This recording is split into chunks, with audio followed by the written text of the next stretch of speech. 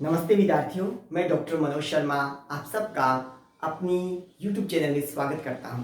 और आज हम जिसका अध्ययन करने वाले हैं वो है उपमा अलंकार। और सभी कंपटीशन एग्ज़ाम में ये अलंकार का पूछा जाता है और आपको बताया जाता है कि इस पंक्ति में कौन सा अलंकार है।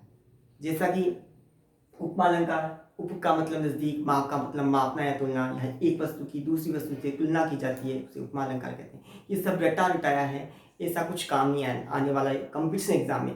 कंपटीशन एग्जाम में उपमेय क्या है? उपमान, साधारण धर्म वाचक शब्द। ये क्या है? कौन से अलंकार में? ये सादृश्य मूलक अर्थालंकार, यानी ज्यादातर एपैक्लिक पद्यांश में पूछा जाता है सादृश्य मूलक अलंकार। ये क्या है? इसमें कौन सा अलंकार सर्वश्रेष्ठ है? उपमा है, रूपक, उत्प्रेक्षा है। यदि मैं आप इन सब के बारे में जानकारी दे दूंगा तो कोई भी किसी भी पंक्ति में पूछा जाए आप आसानी से बता सकते हो, क्योंकि इसमें गहराई से अध्ययन किया जाता है। ये डेफिनेशन आपने याद कर ली, एक वस्तु से हम दूसरी वस्तु की तुलना करते हैं, उसे उपमा अलंकार कहते हैं। हाँ, वहाँ ये नहीं चलने वाला कंपटीशन एग्जाम में।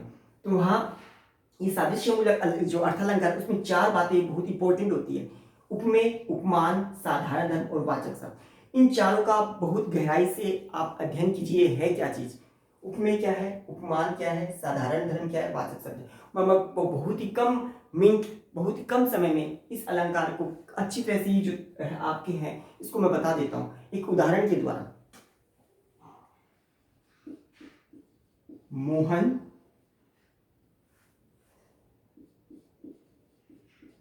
क्रिकेट में विराट कोहली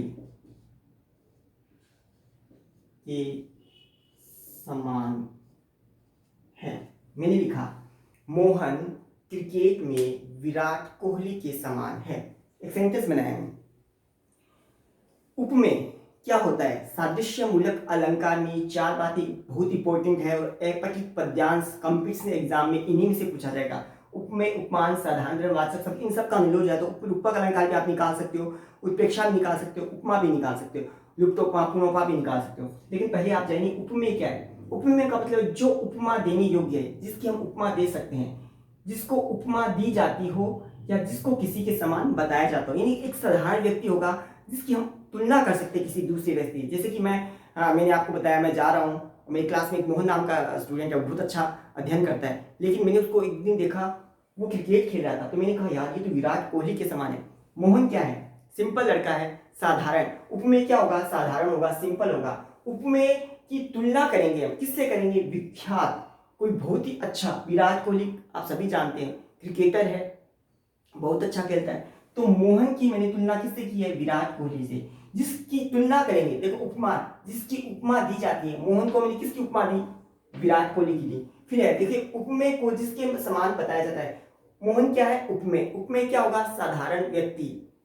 देखिए जो उपमा देने योग्य है, यानी मोहन ने ऐसा काम किया है या मोहन ऐसा क्रिकेट खेलता है तो मुझे लगा यार ये तो विराट कोहली के समान खेलता है, जिसको उपमा दी जाती है मैंने इसी को दी, मोहन। अर्थात मोहन क्या है? उपमेय है। मोहन क्या है? उपमेय। विराट कोहली क्या हो गया? उपमान। उपमान सर्वश्रेष्ठ होगा, साधारण बिल्कुल नहीं होगा, ख्यातिमान होगा, विख्यात होगा वो, जैसे कि विराट कोहली है। अब आते हैं हम साधारण धर्म पे। साधारण धर्म देखिए क्या है, आपको उपमेय और उपमान दोनों समझ में आ गया अच्छी तरह से। उपमेय और उपमान दोनों में समान रहने वाले देखिए गुण, क्रिया आदि धर्म को। गुण क्या है? विराट कोहली का क्या गुण है?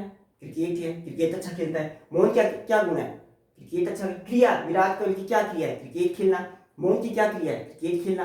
तो कहने का तात्पर्य कि वो वस्तु या वो चीज जो दोनों में समान है, देखो गुण और क्रिया दोनों में समान रूप से विद्यमान रहती है।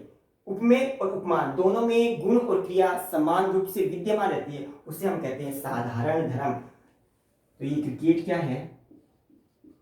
साधारण धर्म है। यहां तक समझ में आ गया? उपमेय क्या है, उपमान क्या है, साधारण धर्म क्या है। अब वाचक शब्द, इसका नॉलेज बहुत होना जरूरी है, क्योंकि रूपक अलंकार, उत्प्रेक्षा अलंकार में जब एपैक्लिक पद्यांश में पूछा जाता है तो ये जो वर्ड जो है इनका नॉलेज नहीं हो तो वहां कंफ्यूज हो गए। रूपक हो तो वहां उत्प्रेक्षा कर दोगे, उत्प्रेक्षा हो तो वहां रूपक कर दोगे।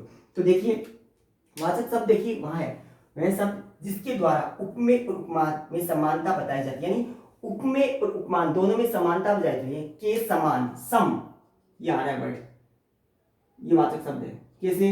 अब इसको याद करने का सीधा ये है कि आपको याद तो करना पड़ेगा, ये तो रटना पड़ेगा। देखो सादृश्यमूलक अलंकार पूछे जाते हैं और इसके लिए सो, से, सी, इव, तुल, लो, सम, अरु, सहरी, समान।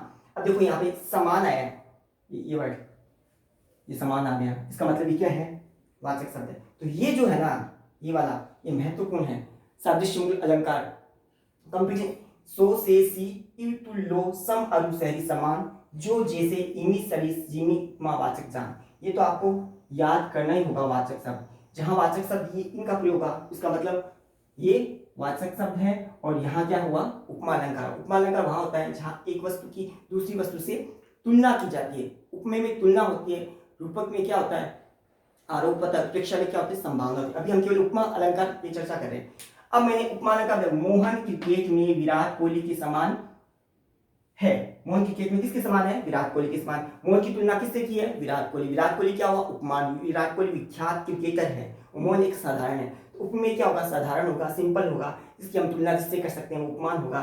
साधारण वो क्या होगा? दोनों गुण और क्रिया, देखो गुण और क्रिया उपमेय में भी ये विद्यमान होगी और उपमान में होगी। क्रिकेट दोनों में विद्यमान है। विराट कोहली का किस लिए फेमस हुआ? क्रिकेट खेलता है। मोहन किस लिए फेमस हुआ? मैंने मोहन को विराट कोहली उपमा क्यों दी? क्योंकि मैंने उसको क्रिकेट खेलते हुए देखा, तभी मैंने उपमा दी। यहाँ तक आपको ये समझ में आ गया होगा, क्योंकि आगे जो अलंकार आएंगे ना उसमें ये बहुत जरूरी है।